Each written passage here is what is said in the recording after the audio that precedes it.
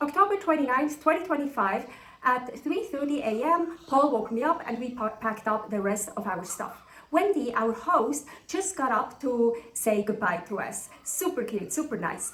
Here is the video about trusted house sitters in Kuala Lumpur, Malaysia. Around 4:28 a.m., we were sitting in a big Grab car that took us to the airport.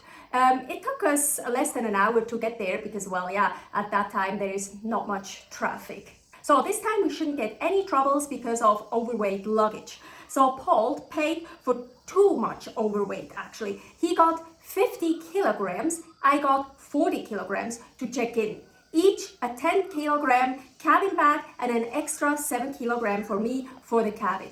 Fat boy was less than 35 kilograms, Paul's white suitcase about 12 kilograms, my white suitcase about 14 kilograms, my backpack 5 kilograms, and we didn't measure out Paul's backpack.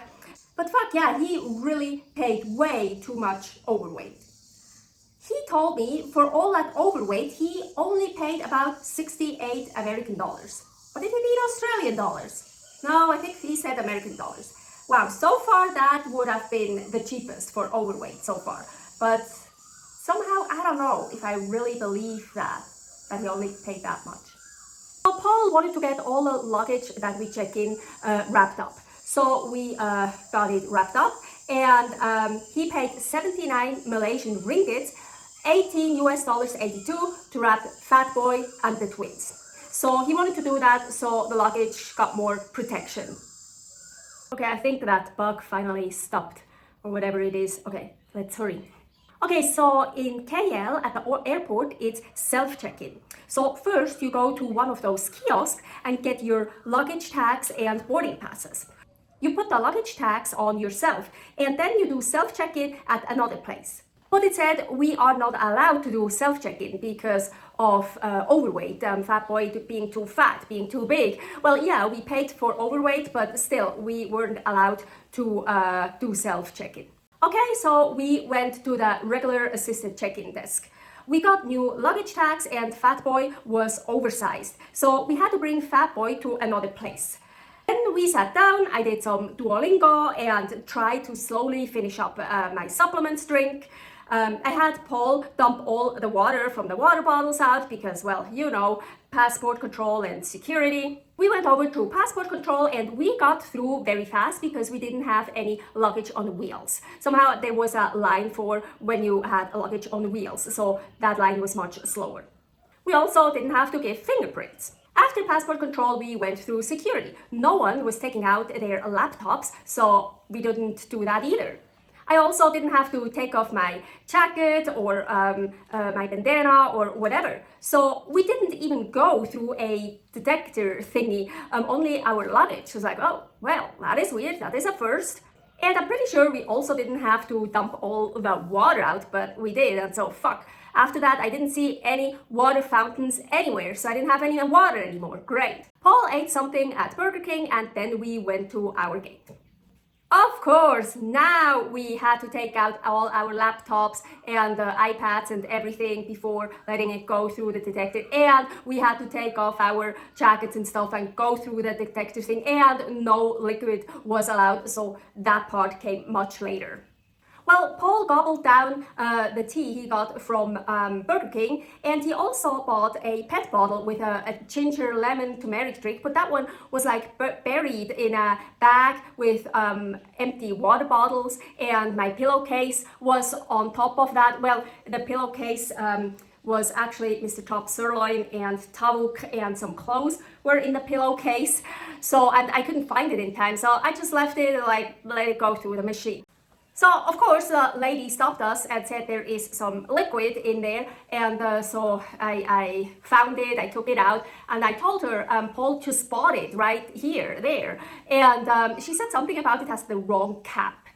I have no idea what she meant with that, but then Paul said like, yeah, he will drink it right now and stuff, and of course we had a huge line behind us, and then I don't know, I think Paul just packed it up. We went through and, well, later Paul drank it in the airplane, so he took it with him into the airplane.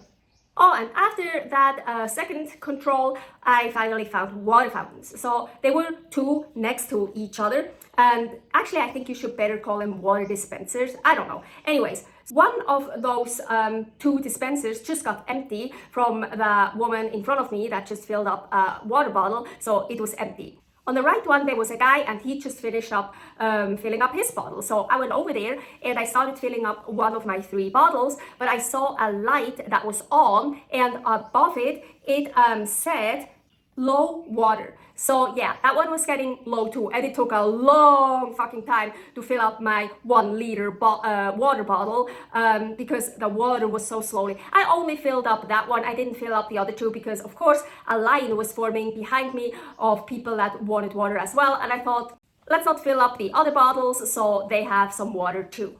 While we were walking to the gate, I saw more of those water dispensers, and all of them I saw the light was on for low water. So I don't know when they fill those up, or even if. No, they do apparently at some point because there was still some in it. Around 8 a.m. we made it to the gate and we sat down into priority seats. Paul said, hey, I am 69 years old now I will use those seats. Paul checked our tickets and fuck, our seats were not next to each other. When he did the online booking, for some reason, he couldn't book us together. Something went wrong. He still then chose seats next to each other, but somehow then when we got the boarding passes after checking in, that changed and our seats weren't together anymore. It said 51F and 54E, so not even in the same row. So not even like close, well, not super far from each other, but not really in the same row or very close together. Of course, I started to get anxiety instantly. Well, even more that I already had. I was dealing with anxiety since the morning and some nausea. It wasn't very bad, just since Paul woke me up, I had like a little bit of heart flutter and slight anxiety. But hearing that, oh my gosh, my anxiety rose up. So I took Mr. Top Sirloin out of the pillowcase and I was stimming. I think I was doing this and or tapping. I probably also did this to try to calm me down. It's very common for Asperger's that they do stimming. So like something repetitive. So doing something repetitively, I can't say that word, repeatedly. So yeah, tapping or something like that. I also kept telling myself, I used to fly by myself. I used to fly alone. I used to fly by myself. I mean, I flew from Switzerland to the US or US to Switzerland many times, all by myself. I used to do that. It's okay. I can do it. And I was much younger, but I didn't have any of my health issues then yet. I was super healthy. Well, I don't know. I thought I was super healthy. I felt great. So yeah. Oh, except once when my health actually already started to worsen and I forgot all my supplements at the scanning luggage place and they barely let me back into the USA. But that's it. That is a whole other story. Paul came back and he said, well, during all that time, Paul went to the desk over there somewhere to talk to them. And so he came back and he said, everything is fixed. They put us together. He told them I have a medical condition and we need to sit together. Later on, I figured out the plane wasn't full at all. So it was probably not hard for them at all to put us together. So I was super, super relieved. Paul also told me that I am in zone 1 boarding. And yeah, here it said on my boarding pass. He requested that online. So cool. Zone 1 is allowed to board first. So when they called out zone 1, one guy was in front of us to go through, but then he waited. So we were the very first to enter the airplane. That was the first time I entered a commercial airplane, the first. Well, I think Paul went first, so I was second. Well, it does have its perks to be chronically ill. I rather don't have those perks. I rather not be chronically ill and just wait in line like everyone else. As mentioned, the plane wasn't full at all. So right after the plane left and the fasten seatbelt sign went off, Paul moved to the row in front of us because it was completely empty. There were only 2 seats in that row. So I had my 2 seats and he had his 2 seats. The plane left at around 9:11, by the way. I think that was pretty much on time, 9:11 a.m. So a guy was even luckier than we were. He was the only one sitting in a 4-chair row all by himself. Of course, he then laid down all the way, but he started snoring. And it was so fucking annoying. It was so loud. Yes, it is loud in an airplane, but you can't believe it. You could hear that fucking asshole snore. And I am very sensitive to all kinds of sounds, but snoring is a no-go. I go crazy. I can't listen to just slight snoring sounds.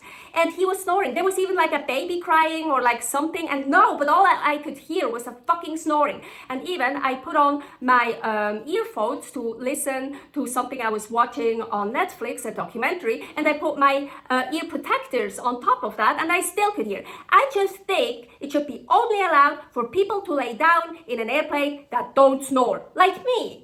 Oh yeah, there were screens so everyone had their own screen in the airplane. I was like, yeah, what kind of movies do they have? So, but I couldn't turn it on. I couldn't turn it on at all, and I didn't see any other screens turned on. I thought maybe they were just there so you could plug in your device to the screen, but well, I didn't see any screens on. And it didn't matter. I had this, and I had enough Netflix movies and documentaries downloaded, so I just watched stuff on that one.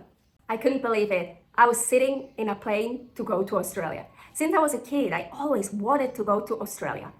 And then I was sitting actually in a plane to go to Australia for the first time. Also, when we started this Nomad Life, that was my first time in Southeast Asia. I have such a blessed life. It's so awesome. I'm so grateful. It's so amazing. All the stuff I get to experience and see. So we got the entry card to fill out, and then they served food. But just to the people that pre-ordered it. Air Asia, another one of those cheap airlines that don't serve anything for free on an 8-hour or even longer flight. Nothing. But Paul still had a burger from Burger King and a package full of plain tortillas. He then bought chips with guacamole and ate that stuff. And I, of course, like always, have my pre-cooked food. But this time, not so much, because Australia is like the USA and very strict. You're not allowed to bring any food into the country. Well, it is okay, canned, but for sure not cooked eggs and meat in a Tupperware, no. The first 3 hours of the flight went over actually so fast, and also the rest went over pretty well, except I had this guy behind me and he was so fucking annoying. He also had a row to himself, but he was constantly like not really kicking into my seat, but he pushed his legs forward, so it pushed into my seat, and I could feel that. It was really annoying, and I was even that nice. I didn't recline my chair, so I thought, hey, the other guy behind me then has a little bit more space, and I can just turn like this. I have enough space. I don't need to recline it. Maybe it helps the guy behind me, but they was like, fuck you, that's what you get for being nice. So no, so I started reclining it, so his feet wouldn't, his legs wouldn't fit between anymore, but he still managed it somehow. It was like a constant like push against me. It was so fucking annoying. And then this fucking asshole here, you know, here was a window, and here in between he stuck his bare foot in it, and it came like, I don't know how far it came, but I could clearly see it. I have a lot of problems with bare feet. I can't look at them. Ask Paul. Even when I watch a movie and there's like a bare foot there, I'm like, I shield it so I don't see it. And if there would be a shoe on that foot, I would even have cared. I would have understood. It's okay. But the bare foot is fucking gross. So yes, I do get it. These long flights are fucking uncomfortable in the sardine box. Yes, I know, it's tight, but hey, those seats were actually much more comfortable than others. Paul and I had long flights with really uncomfortable seats. They were so much worse. So that flight wasn't even that bad. It is getting way too hot with my hair down, so it is hot now. So anyways, when I finished all my food from the Tupperwares, I cleaned them very, very well with napkins because I wanted to keep them, because those are the only two ones I have with like 2 compartments, and I still have them. They're so great. And I still had actually a lot of leftover dried meat from Phnom, Thailand that I made there. Here is the video of that. So I was chewing on those while we were descending and landing, and it's actually a great thing to do to get your ears popped, and much more healthy than chewing gum, and for me much more tasty than gum. We landed in Sydney at 1958, almost 8 p.m. Australian time. We lost 3 hours due to the time change. We were about 7 hours and 40 minutes in the air. Yeah, the box just started again, but I don't want to relocate now. Let's just finish this. I hope you can hear me. Okay, so we got our stuff, got out of the plane, did a self passport control, and so sad. I saw one of the stamp from Australia in my passport, but I didn't get one. Oh, and that machine, we scanned our passports. We had to look into the camera, and then it printed out a ticket, and the picture of you was on that. So your passport number and your picture was on it, and the date at the time, and yeah. So I never saw that before. I just thought that's new, that's cool. We got our checked-in luggage, went towards the exit. There we gave the lady that ticket with our faces on it and whatever, and the entry cards that we filled out on the plane. And she looked at it and said, okay, you don't have anything to declare, go to exit 6 or something like that. So we walked out and done. Wow, that easy, done. I'm curious if I even could have taken out some of my pre-cooked food. I should have tried, but just a little bit. So Paul had to update the Grab app and it took way too long. So we were like, fuck it, and we got a taxi instead. It took us a bit over 10 minutes to get to our hotel room. It cost 26 Australian dollars. And we paid 30 Australian dollars with some tip. So $18.66 US dollars. Yeah, Australia is definitely not as cheap as Thailand, Philippines, Malaysia, or Indonesia. Sometime after 9 p.m, we got totally exhausted to our hotel room in Sydney, Australia. So happy to finally have set foot on Australia. Stay happy, stay healthy.